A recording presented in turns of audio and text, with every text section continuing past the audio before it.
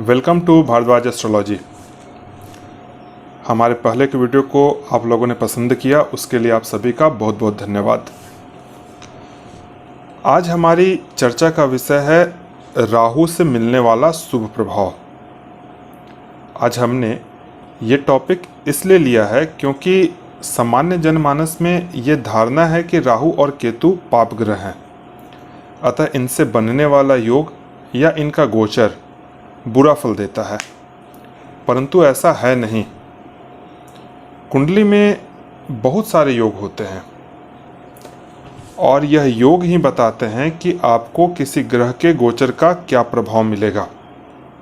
कोई खास ग्रह जब किसी राशि में गोचर कर रहा हो तो वह शुभ परिणाम देगा या फिर अशुभ, यह आपकी कुंडली में बनने वाले योग बताते हैं। तो ऐसे ही आज हम राहु के गोचर के विषय में बात करेंगे और एक खास बनने वाले योग के विषय में बात करेंगे कि यदि आपकी कुंडली में भी यह योग बना हुआ हो और राहु का उसके ऊपर से गोचर होता है, भ्रमण होता है, तो आपके लिए राहु का वह गोचर किस प्रकार से शुभ फल देगा। देखिए, यह जो नियम है यह चंद्रकला नाड़ी के अंतर्गत प्राप्त होता है, परंतु इस नियम को लेकर के जब मैंने कार्य किया तो मैंने देखा कि कई जगह यह नियम तो बड़े अच्छे प्रकार से काम कर रहा था, परंतु कई ऐसी कुंडलियां थीं जहां पर यह नियम काम नहीं कर रहा था। फिर मैंने इस नियम को लेकर के काफ़ी शोध किया। फिर मुझे पता चला कि वह कौन कौन सी परिस्थितियां होंगी जब यह नियम कार्य नहीं करेगा। तो इसी शोध का एक भाग इस वीडियो के अंत में मैं आप लोगों के साथ शेयर करूंगा। तो आइए ज़्यादा समय न लेते हुए इस विषय को हम लोग प्रारंभ करते हैं। देखिए, ज्योतिष शास्त्र में 3 ऐसे ग्रह हैं जो अधिकतर समय एक ही राशि में स्थित होते हैं या फिर एक दूसरे के नज़दीक में स्थित होते हैं। यह 3 ग्रह हैं, सूर्य, बुध और शुक्र। ग्रहों की कुछ विशेष स्थितियां ऐसी होती हैं कि सूर्य और बुध एक दूसरे से 28 डिग्री से ज़्यादा दूर नहीं जा सकते, अर्थात कि सूर्य की जो डिग्री है और बुध की जो डिग्री है उनमें सामान्य तौर पर 28 डिग्री से ज़्यादा का अंतर नहीं होता है। इसी प्रकार बुध और शुक्र के बीच का मैक्सिमम डिग्री का जो डिफरेंस होता है वह 76 डिग्री होता है, यानी कि यह 2 ग्रह बुध और शुक्र 76 डिग्री से ज़्यादा आगे पीछे नहीं हो सकते हैं। इसी प्रकार सूर्य और शुक्र के बीच का मैक्सिमम डिग्री का जो डिफरेंस होता है वह 48 डिग्री का होता है, यानी कि दोनों ग्रह सूर्य और शुक्र 48 डिग्री से ज़्यादा आगे पीछे नहीं हो सकते हैं। इन 3 ग्रहों की गतियां कुछ इस प्रकार से होती हैं कि यह तीनों ग्रह गोचर काल में अधिकतर समय एक साथ ही रहते हैं या फिर आसपास रहते हैं। सूर्य से बुध एक घर आगे पीछे रह सकते हैं और शुक्र जो है वह सूर्य से मैक्सिमम 2 घर आगे पीछे रह सकते हैं। आप लोग सोच रहे होंगे कि इन 3 ग्रहों का आज के कार्यक्रम से क्या संबंध है और इनका गोचर से क्या संबंध है। तो आइए अपने मुख्य बिंदु की ओर चलते हैं और इसे समझते हैं। आपको बहुत सारी ऐसी पत्रिकाएं मिलेंगी जहां पर सूर्य, शुक्र और बुध एक साथ स्थित होते हैं, एक ही राशि में स्थित होते हैं। और जिस भी पत्रिका में सूर्य, बुध और शुक्र एक साथ एक राशि में स्थित हों और उनके स्थित राशि से जब कभी भी राहु का भ्रमण होता है, उस राशि के ऊपर से राहु गोचर में जाता है, तो यह समय व्यक्ति के लिए शुभ समय होता है। इस नियम को फिर से एक बार मैं आप लोगों के लिए रिपीट कर रहा हूं कि जिस किसी भी पत्रिका में सूर्य, शुक्र और बुध एक साथ बैठे हुए हों और जिस राशि में ये बैठे हुए हों, उस राशि के ऊपर से जब कभी भी राहु का भ्रमण होगा, राहु का गोचर होगा, तो वह समय व्यक्ति के लिए शुभ समय होता है। और चूंकि राहु का जो भ्रमण काल है वह लगभग 18 वर्ष का होता है। अतः यह मुख्य घटना 18 साल में एक बार घटित होगी।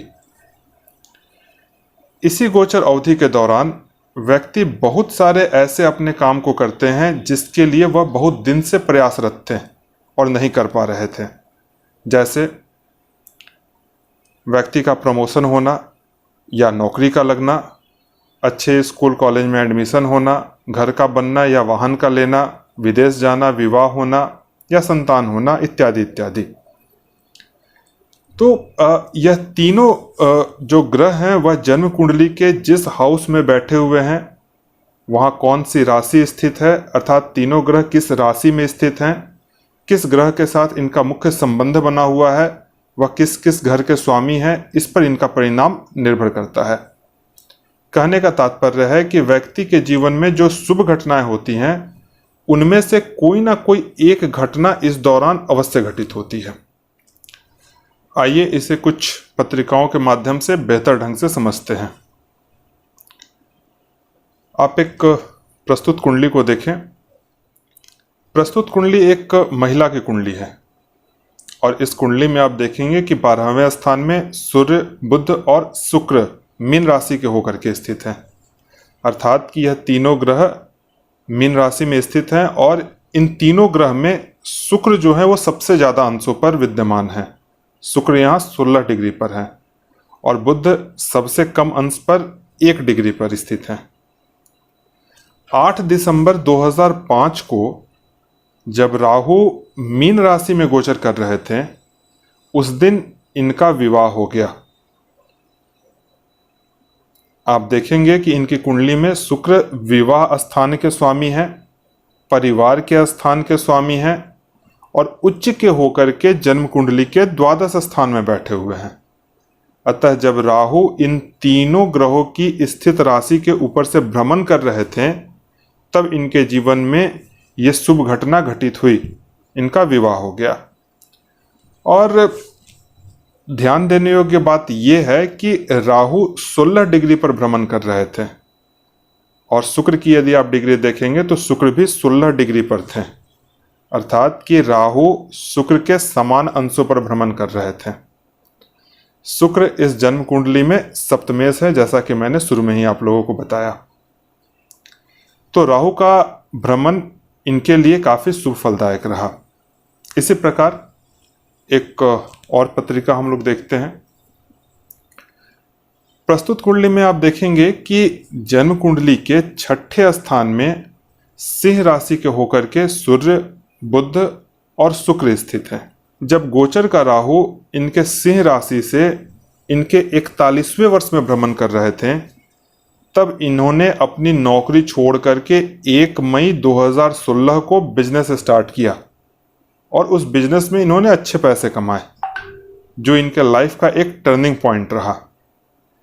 इनकी पत्रिका में आप देखेंगे कि बुध 7वें स्थान के स्वामी हैं और 24 डिग्री पर बुध बैठे हुए हैं।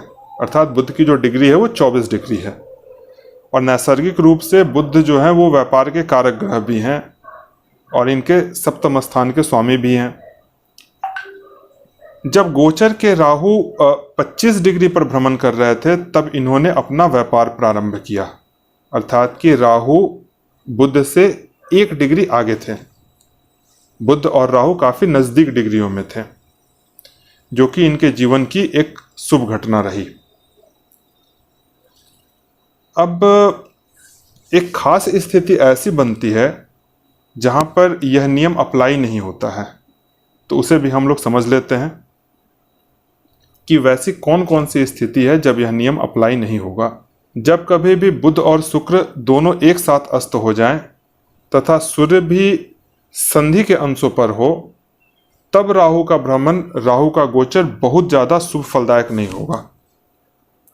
कहने का मतलब है कि जिस राशि में भी बुध, शुक्र और सूर्य स्थित हो तो बुध और शुक्र तो अस्त हो और सूर्य जो है वो संधि के अंश पर हो। अर्थात कि या तो 28 डिग्री पे हो, 29 डिग्री पे हो या 1 डिग्री पे हो या फिर 2 डिग्री पे हो।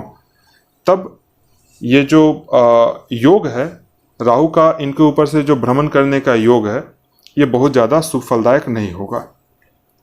इसके लिए भी आप लोग एक कुंडली देखें। देखिए इनकी कुंडली में सूर्य, शुक्र और बुध जन्म कुंडली के 10वें स्थान में धनु राशि के होकर के स्थित हैं। क्योंकि जन्म कुंडली का केंद्र स्थान है, सबसे बड़ी केंद्र स्थान है 10वां स्थान, वहां पर ये 3 ग्रह स्थित हैं।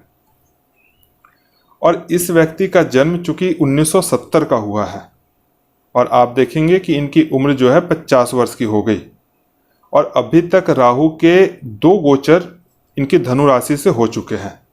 लेकिन राहु का धनु राशि में कोई भी गोचर इनके लिए शुभ परिणामदायक नहीं रहा, क्योंकि इनकी कुंडली में आप देखेंगे कि शुक्र और बुध अस्त हैं तथा सूर्य जो है वो संधि के अंशों पर हैं। इसीलिए यहां पर यह नियम अप्लाई नहीं हुआ। इसी प्रकार आप देखेंगे कि शास्त्रों में कई सारे नियम दिए गए हैं, लेकिन जब आप उनको कई सारी कुंडलियों पर अप्लाई करेंगे तब आपको उसका रहस्य मालूम चलेगा। जैसे यह नियम चंद्रकला नाड़ी में दिया हुआ है, जिसकी चर्चा हम लोग आज यहाँ पर किए। लेकिन जो एक्सेप्शन है वह मेरा खुद का रिसर्च है, जिसे मैंने कई कुंडलियों पर शोध करके प्राप्त किया और आप लोगों के साथ शेयर किया। तो आज के विषय को हम लोग यहीं पर समाप्त करते हैं और आशा करते हैं कि आज के ज्ञान से आप सभी दर्शक वर्ग लाभान्वित हुए होंगे। आप लोग इस नियम को विभिन्न कुंडलियों पर अप्लाई करें और आप अपने अनुभव कमेंट बॉक्स में लिखें। इस वीडियो को लाइक करें, शेयर करें और चैनल को सब्सक्राइब करें। आप सभी का बहुत बहुत धन्यवाद।